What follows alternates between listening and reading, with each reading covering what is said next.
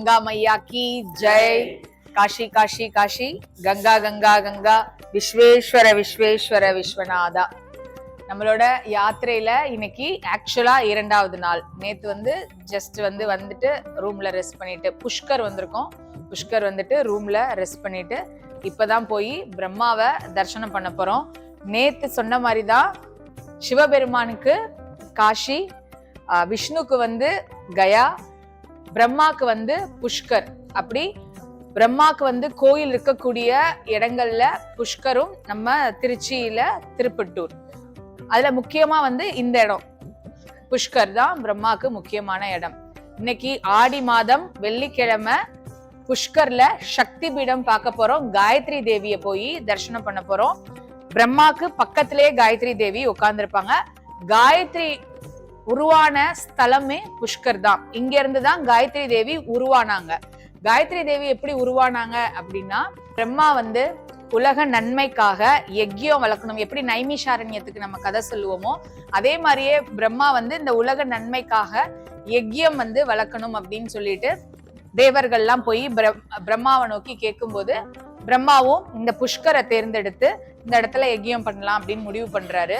முடிவு பண்ணி ஒரு கிரகஸ்தன், ஒரு குடும்பஸ்தன் ஒரு யஜ்ய பூஜையில உட்காரும் போது கூட மனைவியும் உட்காரணும்.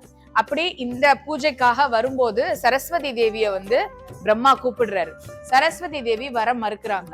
வரல அப்படின்னு சொல்லிட்டு சொல்றாங்க. அவங்க 2 பேத்துக்குள்ள நிறைய போராட்டங்கள் நடக்குது. இவரு மனைவியை கேட்கறதும் மனைவி மாட்டேன்னு சொல்றதும் இந்த மாதிரி விஷயங்கள் நடக்குது. அப்ப ஒரு பெண் பக்கத்துல உட்கார்ந்து இந்த பூஜையை நடத்தணும் அப்படிங்கிறதுக்காக பிரம்மா ஒரு மந்திர பிரயோகம் பண்ணி கோமாதாவுடைய வயிற்றுல காயத்ரி தேவிய கரு உண்டாக்கி காயத்ரி தேவி உருவான ஸ்தலம் இந்த புஷ்கர். காயத்ரி தேவி வந்தது ஒரு கோமாதாவுடைய வயிற்றுல இருந்துதான் காயத்ரி தேவி வந்திருக்கா. சோ இந்த இடம் ஒரு சக்தி பீடமாவும் கருதப்படுது. அம்பாளுடைய நாடி விழுந்த இடமா சொல்லப்படுது. நம்ம பிரயாக்ராஜ்ல இருக்கக்கூடிய அலோபா தேவி சக்தி பீடத்தையும் நாடி விழுந்த இடமா தான் சொல்லப்படுது. இப்ப இந்த சக்தி பீடங்களை நோக்கி பயணம் பண்ண ஆரம்பிச்சோன்னே நிறைய இடங்களை ரிப்பீட்டடா அம்பாளுடைய இருதயம் விழுந்த இடம், அம்பாளுடைய மார்பகம் விழுந்த இடம் அப்படின்னு நிறைய இடங்களை திருப்பி திருப்பி சொல்றதுனால என்னோட ஃப்ளோ என்னன்னா, வி ஆர் கோயிங் அம்பாள் சேத்திரம். அவ்வளவுதான், வி ஆர் கோயிங் அம்பாள் சேத்திரம். ஏதோ சக்தி பீடம்னு சொல்லப்படுறதுனால நம்ம போய் பிரார்த்தனை, நம்மளுடைய விஷயங்கள் பிரார்த்தனை. திரும்ப திரும்ப இந்த மாதிரி சேத்ராடங்களுக்கு வரணும், நிறைய சேத்ராடங்களுக்கு போகணுங்கிற பிரார்த்தனை மட்டும்தான். உலக நன்மைக்காகவும் எல்லாருக்காகவும் போய் பிரம்மா தலையெழுத்தை மாத்தி எழுதுவாருன்னு சொல்லுவாங்க. என்னோட பாயிண்ட் ஆஃப் வியூ என்னன்னா, தலையெழுத்து நம்ம கையில கிடையாது. நாளைக்கு என்ன நடக்க போகுதுங்கிறது நமக்கு தெரியாது.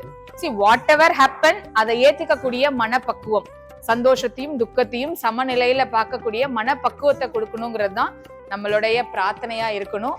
சோ போய் பிரம்மாவையும் காயத்ரி தேவியும் வழிபாடு பண்ணிட்டு அங்க குண்டு இருக்கு, பிரம்மா குண்டு. அந்த பிரம்மா குண்டு எப்படி இருக்கும்னா தாமரை இதழ் மாதிரியே இருக்கும். பிரம்மா குண்டு பெரிய குண்டு. நம்ம போய் புரோக்ஷனம் பண்ணிக்கலாம். அந்த குண்டை சுத்தி ஏகப்பட்ட எல்லாருமே, ஏன்னா யஜ்யத்துக்காக வந்தனால அத்தனை தேவர்களும் 33 கோடி தேவர்களும் அந்த குண்டுல வாசம் செய்யறாங்க. சோ இன்னைக்கு வெள்ளிக்கிழமை பிரம்மாட்ட போய் அந்த குண்டுல போய் புரோக்ஷனம் பண்ணிட்டு பிரம்மாவையும் காயத்ரி தேவியும் தரிசனம் பண்ணிட்டு வருவோம். சரஸ்வதி தேவி கோவில், சரஸ்வதி இங்க இருக்காங்க. ஆனா இங்க முக்கியமானது பிரம்மாவும் காயத்ரி தேவியும். சரஸ்வதி தேவி மேல விஞ்சுல போய் நம்ம பார்த்துட்டு வரணும். விஞ்சுக்கு நம்ம வெயிட் பண்ணி போகணும். ஃபர்ஸ்ட் நம்ம இதை மெயின் முடிப்போம்.